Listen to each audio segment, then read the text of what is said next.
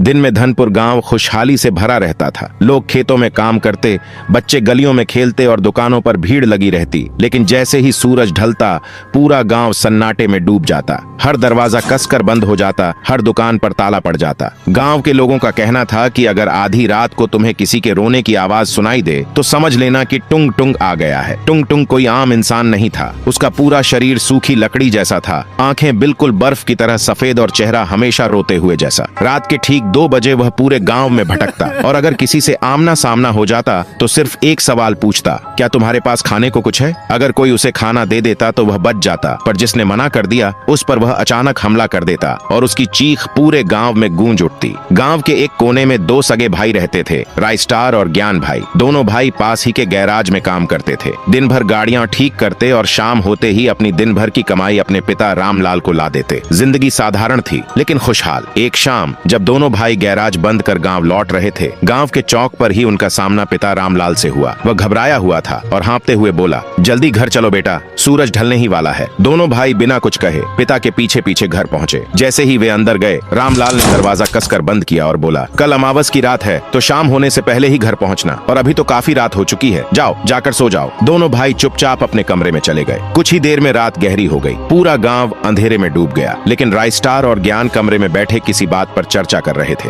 राइस्टार ने पूछा, भाई ये अमावस की रात को आखिर होता क्या है? ज्ञान थोड़ा डरते हुए बोला, लोग कहते हैं कि आधी रात को एक भूखी आत्मा पूरे गांव में भटकती है। राइस्टार हंसते हुए बोला, अरे भूत वूत कुछ नहीं होता, सब बस वहम है। इतना सुनते ही ज्ञान चौंक गया और बोला, तो क्यों ना भाई, कल रात हम खुद चलकर देखें? राइस्टार थोड़ी देर सोचकर मान गया। अगले दिन शाम होते ही एक बूढ़ा आदमी पूरे गांव में घूम घूम कर आवाज लगाने लगा, सूरज डूबने वाला है, सब लोग अपने घरों के दरवाजे बंद कर लो। ये सुनते ही हर कोई अपने अपने घरों के दरवाजे कसकर बंद करने लगा। रामलाल भी दरवाजे पर खड़ा अपने बेटों का इंतजार कर रहा था। उधर राइस्टार और ज्ञान अपनी गाड़ी गांव के बाहर रोककर रात होने का इंतजार करने लगे। जैसे ही अंधेरा छाया, दोनों भाई गांव की ओर निकल पड़े। गांव में कदम रखते ही उन्हें एक अजीब सी नमी और ठंडी हवा का एहसास हुआ। दोनों चलते चलते गांव के बीचों बीच पहुंच गए। तभी पूरे गांव में रोने की आवाज गूंज उठी। ज्ञान डरते हुए बोला, भाई ये आवाज कहां से आ रही है? राइस्टार ने हंसते हुए कहा, कहीं से नहीं, ये सब तेरा वहम है। चलो हम दोनों अलग अलग रास्ते से घर चलते हैं। घर पहुंचकर हम रास्ते की घटनाओं पर चर्चा करेंगे। ज्ञान ने हामी भर दी। दोनों अलग अलग हो गए। ज्ञान अकेला चल रहा था। तभी वही रोने की आवाज फिर से गूंजी। वह कांपते हुए बोला, कौन है? सामने आओ। अचानक उसके पीछे से एक सख्त लेकिन डरावनी आवाज आई, क्या तुम्हारे पास खाने को कुछ है? ज्ञान धीरे धीरे पीछे मुड़ा और देखते ही उसकी रूह कांप गई। सामने एक भूत खड़ा था। ज्ञान डर से कुछ भी न दे पाया और कांपते हुए बोला, नहीं है। बस इतना सुनना था कि टुंग टुंग गुस्से से दहाड़ा और ज्ञान पर टूट पड़ा।